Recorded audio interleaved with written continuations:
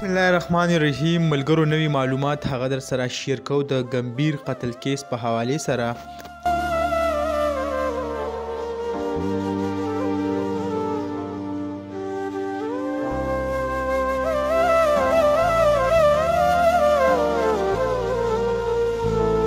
تاسو ته به یاد وي هلته چې کوم کیس شوی و، یعنې اسنین چې کوم خپل مور او پلار رشتي و، د هغې په نتیجه کې چې د هغې پلار هغه وفات شوی او مور چې دا هغه زخمي وه.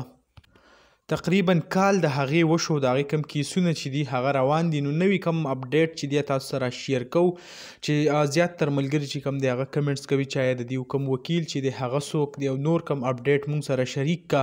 نو په نننۍ ویډیو کې در سره مکمل اپډیټ هغه شیر کوم. داسې چل شوی دی د ټول نه مخکې خو تاسو سره ویمه چې د هغې کوم ضمانت چې دی هغه خارج کړی شوی دی. د ضمانت کوم درخواست چې دی هغه یې ښودی، نو هغه کوم جج چې دی هغې خارج کړی دی. د هغې نه پس اوس چې کوم دی کیس هغه په ټرایل باندې روان دی، په ټرایل چلیږي. نو په ټرایل کې چې د اسنین کوم سرکاري وکیل دی هغه دی وقاص فیصل د هغې وکیل دی، او بله ورځ چې کوم دی په هغې کې تاریخ و، نو کوم ګواهان چې دي هغه نو راغل، نو د هغې له سببه چې کوم دی کیس هغه تاریخ هغه بدل کړی شوی دی.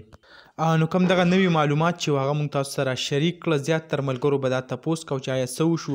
یعنې که تاسو وګورئ په سوشل میډیا زیاتر خلک ویډیو په ټیک ټاک کې جوړی وایي چې آیا د جیل نه راووتو، څوک یو څه وایي څوک بل څه وایي. نو د هغې کوم مکمل معلومات چې دي هغه مونږ تاسو سره دې چینل باندې شیر کړي هم دي، او کوشش به کوو چې نوي کوم معلومات یې راتله نو به مونږ تاسو سره وار په وار باندې هغه شیر کوو هم. نو دا چینل در سره سبسکرایب کړئ چې نور کوم معلومات راځي یا به تاسو ته په دې باندې ډایرکټ میلاویږي. دغه لنډه شان ویډیو و تاسو سره شریک کړه. انشاءالله بله ویډیو کې میلاویږو. الله حافظ.